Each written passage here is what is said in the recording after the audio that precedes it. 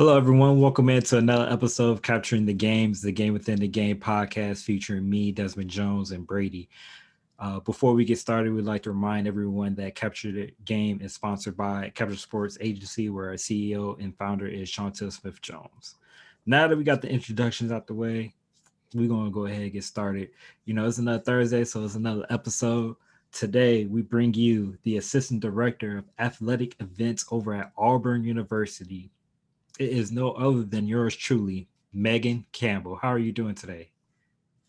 I'm good. Thanks for having me. Good, good. Thank you for joining us on this Sunday afternoon. Um, it's been a good week so far. Brady, how's things going for you, man? You know what? It's been a good week. Everything has been rolling along smooth. So I'm happy to be here, and it's great. Awesome, awesome. But yeah, Megan, go ahead and can you tell the audience a little bit about yourself? Yeah, so my name is obviously Meghan Campbell. I'm from Cincinnati, Ohio, born and raised. I did my undergraduate degree at the University of Cincinnati. Went away to grad school at Lindenwood University. It's a small Division II school out in St. Louis, Missouri. From there, journeyed back to Cincinnati, my first full-time position in University of Cincinnati Athletic Department with facilities and event operations. Did a couple of years there, and now I am out at Auburn, Alabama, Auburn University, I'm sorry, and I am the Assistant Director of Athletic Event Management. That's pretty cool. So what kind of led you out to go out to Lindenwood University? What kind of So, made that track? yeah, that's definitely an interesting question. I love this question. I was at the University of Cincinnati, like I mentioned before, and I obviously have a strong passion for event management, and my mentor at the time, who was also one of my bosses and he was an adjunct professor at Cincinnati that I had in class. He mentioned that I need to go to a Division II school just to get as much experience as possible. When you're out at a Division II school working in event management, it's not just event management. You're also involved with ticket operations, marketing, promotions, and then on top of that, the game operations aspect. So you're sort of in charge of a lot. And for me, it looks really good on a resume, in my opinion, just because you have such a diverse background. That's awesome. So I got a beef to pick with you. So Ohio is one of my, and this goes for you too, Brady. Ohio is one of my least favorite Midwest state, and I'm sorry to Oh, say no. that.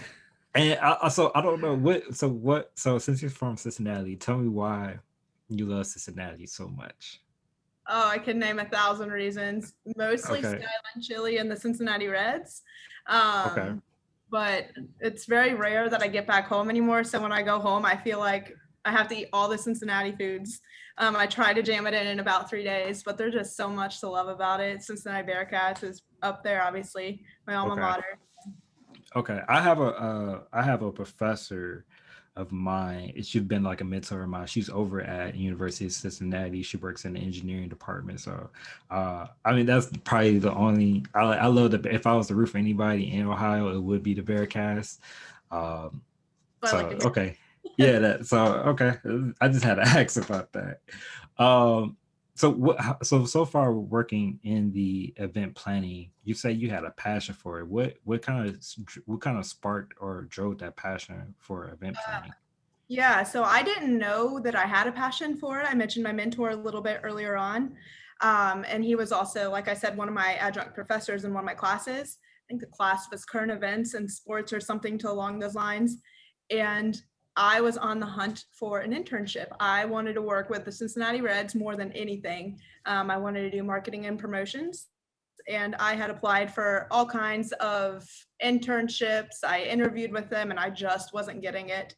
For our undergrad program, we had to do, I think it was 400 hours of volunteer work. And I poured all my eggs into the Cincinnati Reds basket. And then like I said, I didn't get it. So I went to my professor and I was like, can you help me out? And he said, yeah, come see me on Monday. Walked into his office and he brought me on as an intern with event operations at Cincinnati. And from then on out, I just became so passionate about event planning. Yeah, event planning it is fun. So I have my fair share of experience with planning events. I planned a couple of different conferences for the National Society of Black Engineers. So I understand like what all it goes into event planning, and Yeah. to me it's somewhat stressful at times, especially when things don't align up with the way things are supposed to go. And it's definitely different. In my opinion, it's definitely different on the college level, and depending on whatever sports you're working with, because you're exposed to a whole bunch of different coaches, different personalities, and then on top of that, you're exposed to all the fans that are coming to the games or the competitions, and it's a lot that goes into it. It can be stressful at times, but at the end of the event, it's the most fulfilling thing ever. Thinking, oh, I put that on. Yeah, I imagine that probably, I would say that I'm probably guess the hardest thing to try to, I'll say focus on or do or put on or host is probably the football. Yeah, especially at Auburn. It's a little bit different than it was at Cincinnati. They have recently become more of a football school than basketball school. But when I was there, the main focus was basketball. I moved south mainly because growing up, did gymnastics for 16 years, and I really wanted to work with a collegiate gymnastics program. The opportunity came open at Auburn, and not only was I working with gymnastics, but now I've got football responsibilities. And football here, they don't play around with their football in the South. With all that going around with the athletics stuff, and what is like one of the biggest challenges that you found when you started doing planning for the athletic events and getting all that stuff put together? So I think it just really depends on whatever school you're at.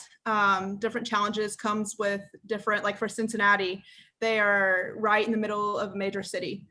For Auburn, it's very much just the university in that city or little town, small college town. So it's learning how to deal with those sorts of things of, post-game traffic, how are people entering in the stadium, what are the expectations of the fans? And like I said, very different ends of the spectrum from Cincinnati to Auburn.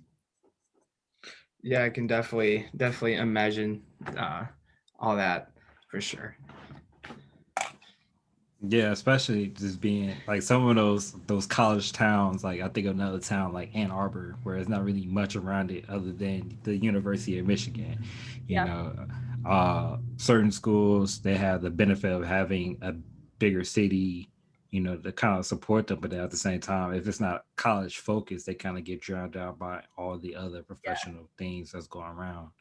Yeah, definitely. In Cincinnati, it's sort of like that. They've got obviously the university, and then they've got my first year working full time there. They brought on a pro soccer team to play inside of our football stadium. So we took on a professional sport on top of collegiate sports. Then obviously the Cincinnati Reds and Cincinnati Bengals. So there's just so much going on. Yeah, I definitely imagine that. So you're a diehard Reds fan. So what made you like want to pursue, or how'd you? I'm assuming you love the game of baseball. So how did you? Yeah, so that's a really interesting question. I mentioned that I did gymnastics earlier. Right.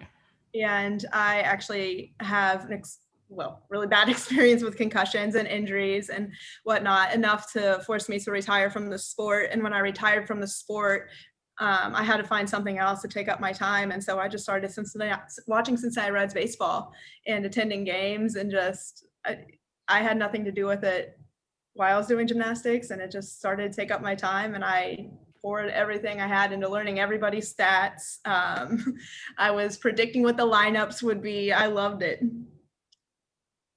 Yeah, I can say Major League Baseball is definitely a different sport. Even like attending one, because I attended one of my first games a couple of summers ago. I went up to an Indians and Tigers game, and just being in the atmosphere of a stadium like that is awesome. So I can see how you transition to becoming a fan and want to be at the games, because the MLB stadiums they're different. Yeah, they definitely are, and that's something that I've always been really interested in. Is just how do I get to all 30 baseball stadiums? I really want to do that one day. I've been to 2 so far, so I'm not doing great on that, but I really want to accomplish it.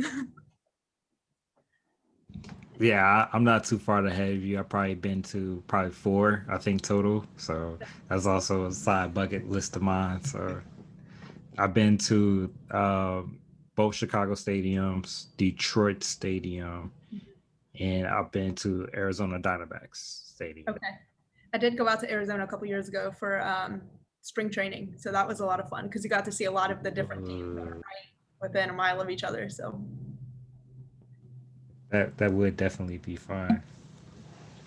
What has it been like for you to see, since you are an assistant athletic director, what has it been like for you to see your athletes transition to professional? So I don't personally have too much interaction. I'm more on the event side, but it's always really cool because you still get to work with the teams. You're still involved. Like for me with gymnastics, I'm very involved with that gymnastics program along with the other sports. But it is a pretty cool feeling just to say like, yeah, I got to work with them at one point and see them move on. I know for us, I think we just had 4 or 5 of our baseball players get drafted or signed. And I think a couple years ago when Casey Mize got signed out of Auburn, the #1 overall pick, that was a really cool feeling. I've never really been exposed to that high of an athlete where they have the capability to go and get drafted in the first, second, third round. And we have a lot of them at Auburn, so it's very exciting. Yeah, Auburn is a very talent producing school Yeah. right now. So I love it though. I'm always love to, I try to, fall in love with athletes and try to follow them from their college to their, professional years. Lately it's been hard to do that with everything that's going on, but it's always fun to see the journey and the transformation of different athletes. Mm-hmm. I agree. So one thing, so on the event side, what's some of the challenges that you see when it goes into event planning for athletic events? So I mentioned earlier, again, that's just basically where you are in the country. Like, what are you dealing with? What are your partners like in the city that you're in? For us, one of the big challenges, and I feel like for football, for us, it changes year to year. 2-3 years ago, we got metal detectors in the stadium. Last year, we had COVID, which was a complete project trying to make athletic events go. We were successful. I think from the events that I worked, I only had to postpone 3 events. We made it through football season without having to postpone any home games. So that was great for us. But then, like I said before, just working with the different partners, working with the coaches. I mentioned this to somebody the other day that you really have to know how to deal with the different coaches and their personalities because not every coach is the same. For example, our gymnastics coach, he likes to be very involved. Some other coaches aren't that hands-on. And so you just have to know when to push and when not to push a little bit. Yeah, that is different personalities, different cultures out there. It's different things to be aware of. But I'm curious on to with with the event planning stuff, what was your favorite part of event planning? Like what part just like every day you're just like, I like doing this. I just want to keep doing this. Obviously, meet day, game day, competition day, it sounds silly, but I almost get nervous before a football game because I know like all these expectations that everybody has. And it's the same way for gymnastics, which is one of the sports I work, women's basketball, equestrian, all the sports I work. It's a little bit nerve-wracking at first. But on a day-to-day basis, I just love the behind the scenes. I love the communication with the coaches because a lot of people don't see that. They just think the event happens. I love just being the go-to person for that event. Yeah, there is a lot of behind the scenes. I know just yesterday actually, whenever this comes out, it was a couple days ago, but I just went to my first dirt track race with the sprint cars down in Eldora, Ohio. So I was able to see the behind the scenes of what goes on for a race day. So I think in itself, that's pretty cool. So I can just imagine what it feels like for like football and for other sports like that, what goes on behind the scenes. Yeah, and I think that goes event to event too. I talked about the nerves. It really just depends on the opponent, how big the game is. And so the example that I always give with this is I think it was 2018, we had LSU at home for football. It was 115 degrees outside. It was hot. And so just learning how to deal with things on the fly. I think we had a whole bunch of people passing out on concourses. We ran out of water. It was just not good because it was so hot, but there's nothing you could do. So you just learn, how to adjust. Yeah, I can't imagine. I almost passed out by you just saying it was 115 degrees. Yeah, it's hot day. now. 2 o'clock games in the South. Not fun. Man. Yeah, I'll definitely be one of those people that's passed out on the pavement somewhere. I don't know how I didn't pass out. I think I was just so worried about everybody else that I didn't have time to think about passing out. So Yeah. Oh my goodness. Um, what's something that goes on behind the scenes that most people don't know about when it comes to event planning for sports? yeah, so I mentioned the coach interactions. Yeah. Mostly during our sports seasons, we Mhm. have weekly planning meetings with not only the coaching staff and the teams, but the support staff. And it's anything from how are people coming in, what's the plan to get people out, where spending our money, how are we spending on event staff, all kinds of things. And I think like right now, earlier I was just working on our stadium map for football. And so that's just little details like that that just sort of appear on game day that nobody really thinks, oh, somebody had to sit down to do that. And it's the stadium map is very detailed, so it's you got to get it right.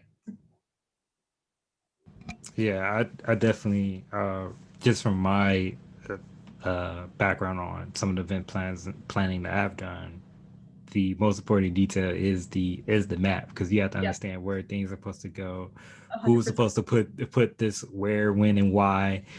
Mhm. Positioning certain things, especially if you have sponsorships that's involved, making sure that their stuff is, showcase where it needs to be, how much, making sure that if especially you have sponsorship levels, depending on what sponsorship package people get, making sure that they get the proper amount of sponsorship or time allotted versus compared to any of the other sponsorship. For us, I'm sure it's like this all over the country, but with COVID, we completely gutted our stadium. The way that the entry plan, the entire thing was color coded to match parking. So we completely shifted the entire stadium around to make it COVID friendly, COVID safe.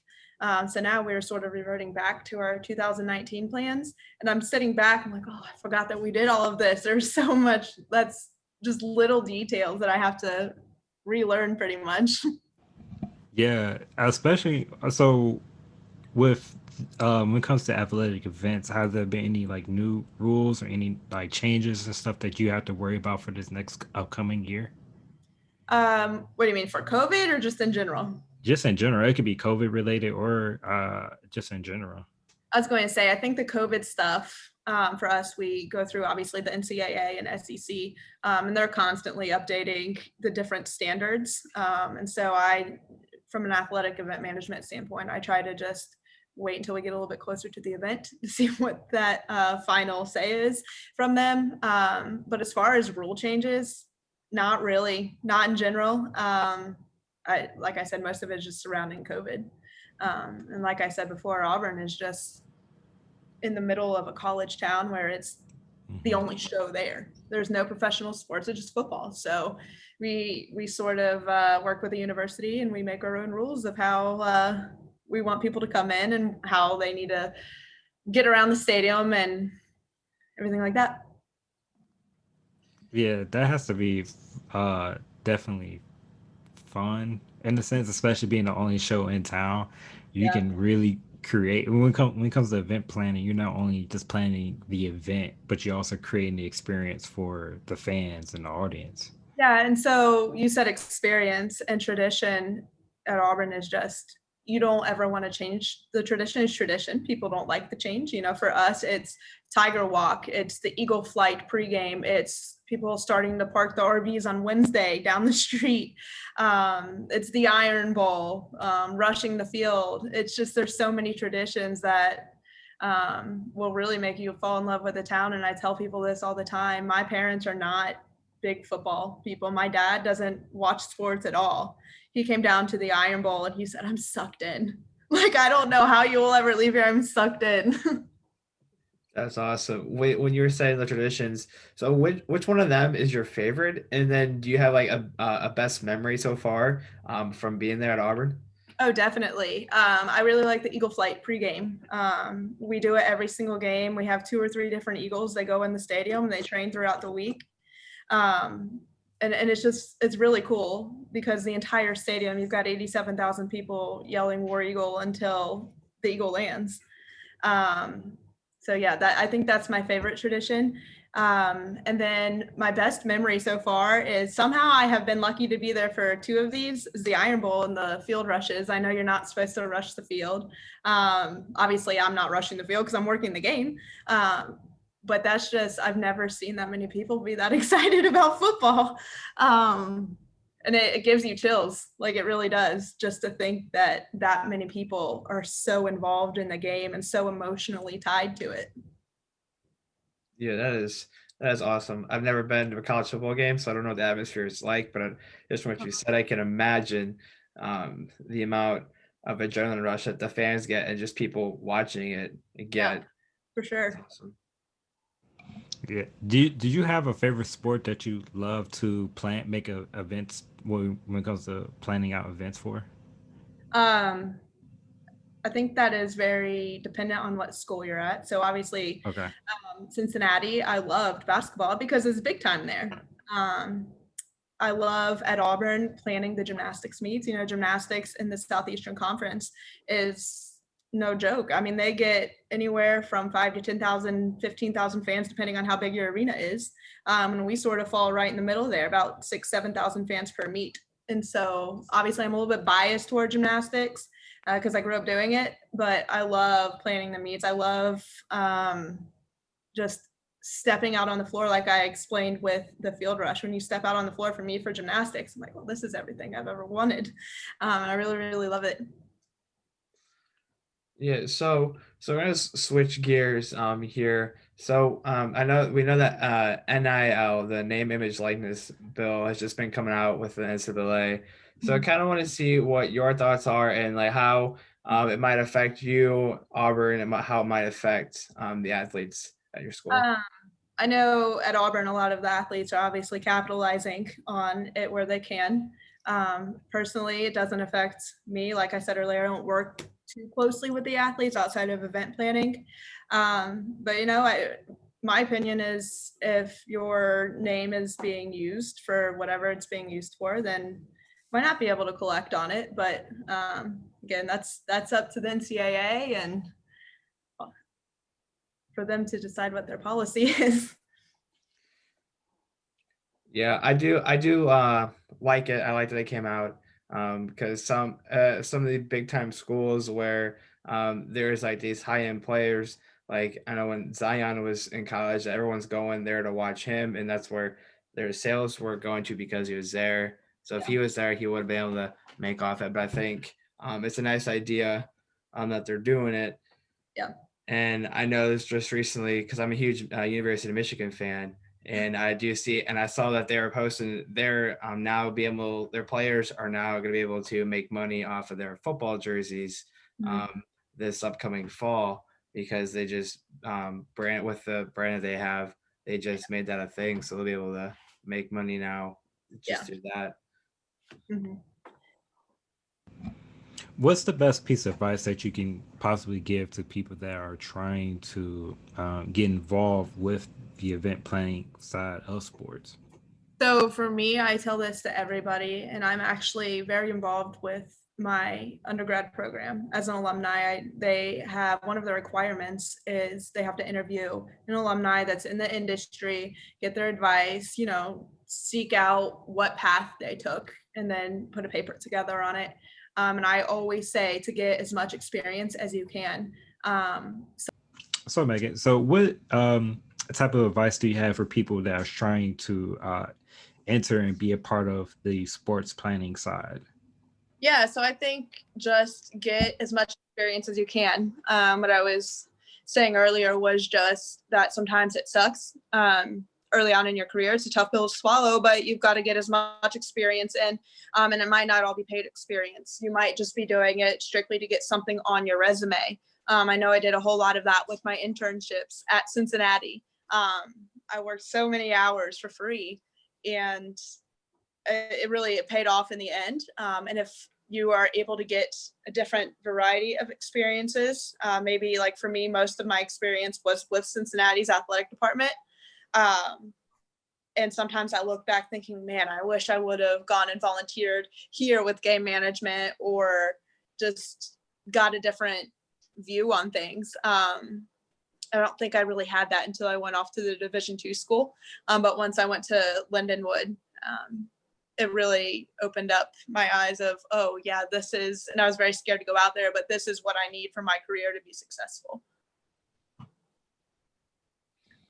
Yeah, that makes total sense. Work experience in your field, that means everything. And sometimes you have to make sacrifices in order to get to where you want to get to. And Definitely. that's in almost every profession that you choose. There is some type of sacrifice you have to make early in your career in order to make it to where you want to get to. Yeah, and I think for an event management side of things, people don't always think about it like this, but you really need to sit down and think about what's the end goal? Where do you want to be with your career in 20, 30 years? Like for me, I want to be a senior athletic director over event management, but you're not always going to get to do that in your hometown. And I had to really accept that fact that I'm not going to be in Cincinnati forever. If I want to go to a school with big football, big gymnastics, big time sports, I'm going to have to up and move. And that's what I've done, obviously. Yeah. Yeah. What is so you want to? I feel as though that you will get that position one day. So I'm rooting for you. So I see it now. And it'll be over at the Cincinnati Reds as well, back in your hometown. Oh gosh, I don't know if I would ever want to go to professional sports now I've been in college. I was gonna wonder, like, what would be some of the things you have to worry about, like the difference between playing events for a professional and for a college. I think I've actually put a lot of thought into this when I was trying to decide, do I want to go professional route or college route? I think for the professional side of things, like baseball, there's 162, 164 games, something like that. Yeah. It's very routine. Like football, you've got 7 home games on Saturdays, and then you transition into basketball season. Sometimes there's an overlap depending on when you start your basketball season and your football season ends. And then just the different variety of events. It's not all one thing. My brain is constantly working, constantly just trying to figure out what's best for each sport rather than, oh, well, we have a baseball game today. Let's do the same thing as we did yesterday. So it's different. The difference can definitely bring different excitement. Sometimes routines get old. That's why even when you're working out, people change their workouts because they fall into a routine. So having a different variety of sports, especially at a college level, can definitely be fun and entertaining. Mm-hmm. But yeah, that wraps up the first part of our podcast. So now we're going to transition to what we call the game within the game, where we just kind of ask fun little silly questions, either or questions. And so my question for you is, are you ready to play? Sure. Okay. Very first question is, do you prefer chocolate chip cookies or oatmeal raisin cookies? Oatmeal raisin cookies 100%. And I feel like I'd get a lot of haters for that, but I don't like milk. So I feel like if you want a chocolate chip cookie, you got to dip it in the milk. I'm not a milk fan, so oatmeal raisin. Okay. So lately I've gotten a couple different oatmeal raisin cookie fans. One person does dip their oatmeal cookies in their milk. I haven't tried that yet. You haven't tried that either. Sounds weird. Yeah. I wasn't knocking it, but I'm gonna give it a try. So my grandma makes oatmeal raisin cookies from scratch, but she doesn't use raisins. She uses craisins, and it's bomb. I highly recommend it. That's your face went from happy to just like, I was like, okay. I'm gonna have to look afterwards. I'm gonna send you the address. Just tell grandma to ship some. Oh, for sure. Ship it, and I'll make a video of me eating it too. There you go. So, are you TV shows or movies? I guess TV shows. I don't really watch that much TV. I'm not a big movie buff, but for TV shows, yeah, more of the TV side. I get that. Favorite Bible verse? Philippians 4:13. Like, I can do all things through Christ who strengthens me. That goes back to being a gymnast growing up. Over in our Beam area, we had a big banner that said that.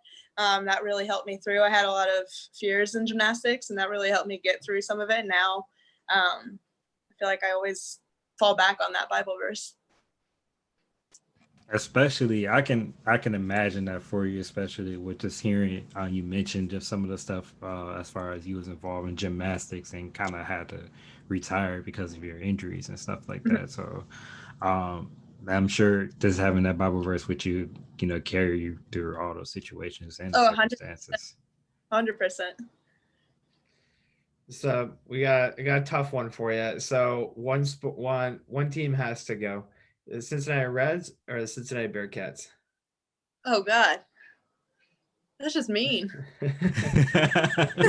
It's a tough one. I have the answer to this isn't going to make any sense because I actually have a Cincinnati Reds tattoo. But it would have to be the Reds because I've got to be loyal to my alma mater. I worked there, obviously went to school there. And if I think about it, if there's a basketball game on at the same time as like a Reds game, I know those are two different seasons, but I would probably choose the basketball game for the Bearcats.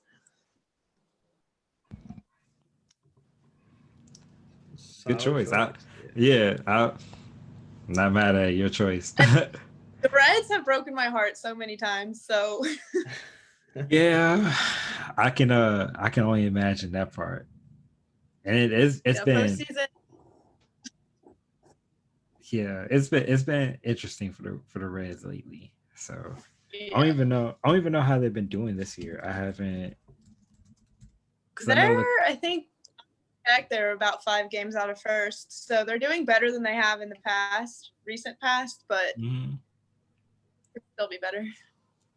I understand. All right. You probably going to go to one of the stories you mentioned earlier, but we're gonna ask anyway.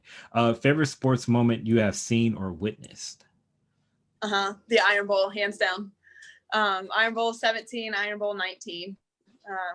Auburn beat Alabama twice. And I feel like that's something that not everybody gets to witness in their lifetime, let alone within 2 years, a giant field rush like that.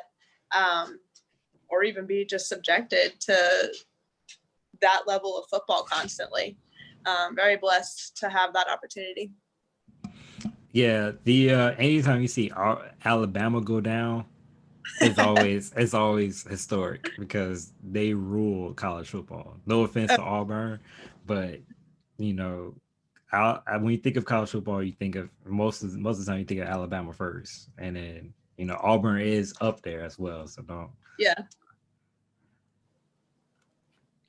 Yeah. So with one of our last questions coming in here, is there any organization that you'd like to take over? It could be any sport or anything. It could be college, professional, anything you want it to be, an organization you want to take over. I think for me, I don't know if there's one specifically. I love the planning that I'm doing, my position here at Auburn. We have great leadership here at Auburn. My coworkers are phenomenal. My bosses are phenomenal. But I think for me, just a Power 5, like if I could be in charge of a Power 5 football program, mainly in the SEC, I would love that. Just because I feel like football in the SEC it's big in Power 5. I think the next biggest conference would probably be the Big Ten. When it comes to football. But if I could be a senior athletic director making big time decisions regarding football, it would probably be at either a Big Ten school or SEC. Yeah, there's nothing like SEC football. So that's something that I can when I was traveling a lot, that's something that me and one of my coworkers we did all day. We just watched college football all day. And we just group of people that came down. I had no idea who they were. I think I actually ran into them out at dinner a couple of years ago, and they just introduced themselves, and they were making it their mission to go to a football game at every SEC school that year, and they're just jumping around. I'm like, well, that's kind of cool. That is, I feel like I need to rank that higher than trying to visit all 30 baseball stadiums Yeah. because that just sounds amazing. Yeah. Ooh, so speaking of, do you travel? You probably don't travel with the teams often. I've traveled a couple of times with the team. Sometimes the coaches, when I worked at Cincinnati, I traveled with women's basketball once or twice. I've traveled with gymnastics here. Sometimes the coaches will say, hey, hop on our road trip, hook up with the event manager for this event, compare notes. I know for us a couple of years ago, I think it was gymnastics season 2018, the coach asked me to go along because he wanted me to hook up with the event manager at LSU. Their gymnastics program is top 5 in the country. They get 12,000 fans per meet. And so he just compared notes about what are you guys doing? How could we do something differently? Are we doing something that you guys might be able to put into place? Those sorts of things. So every now and then they'll put you on the bus or on the plane with them. Okay. Yeah, I was curious because I wanted to ask about like the Death Valley. If you ever been in at LSU for like a LSU versus Auburn game and like how So, crazy. secretly, LSU used to be my dream school to go and work at. Before coming to Auburn, and then I came to Auburn. I was like, no, I met my dream school. But I am very good friends. He's not there anymore. He actually got a job at Wake Forest with their event manager. And so I did go with football 2-3 years ago whenever we played there last, and just sort of got a behind the scenes of how they do their event day for football. So yeah, I've been to a game at Death Valley. It's crazy. There's a whole lot of people. Fans are very different than they are in Auburn. I'll just say that. Yeah, my father is a big LSU fan, so he loves some LSU football. He's from Louisiana, so it's like it's home to him to They turn watch. on, what's the Garth Brooks song? Calling Baton Rouge, that whole stadium goes crazy. I can only imagine. What converted your dream from a LSU to the Auburn? I don't know how else to describe it. You'd have to really just come to Auburn to really get the feel of how welcoming. They always use the term Auburn family, and that's not a lie. I saw something, I think it was on Saturday Down South on their Instagram, talking about how it was comparing the Fast and the Furious movies to different SEC schools. And they were talking about how Dom always talks about on Fast and Furious, how important family is. And that's what Auburn does. That was the meme next to Auburn, was family. But it really is. It's just welcoming. Like I said, it's a small town. Everybody sort of knows everybody. And for the most part, everybody's just so friendly. And I've been very lucky to meet my little group of friends that I have. And we've all become like family because we're all so close to each other. We all work together. Yeah. I think just the family atmosphere converted me. Family is important. Yeah. Okay, so that kind of wraps everything up for our podcast today. Meghan, so where can the listeners and viewers, where can they follow you at? I don't even know what my social media is. I think my Instagram is at Meghan Campbell 21, Meghan with an H, Meghan Campbell 21, and then my Twitter I think is Campbell 21. Okay. So I can be sure. Oh, you're good. But for the listeners and viewers at home, you can follow us at Capture the Game. You can follow us on Twitter at CTG_podcast. Search us up on Instagram at capturing_the_game_pod. And you can search us up on YouTube and Facebook at Capturing the Game Podcast. Again, Meghan, I'd like to thank you for joining us today on the podcast. And we hope that we can connect with you soon and get you on another episode. Yeah, for sure. I'd love to come back. Thanks for having me. You're welcome.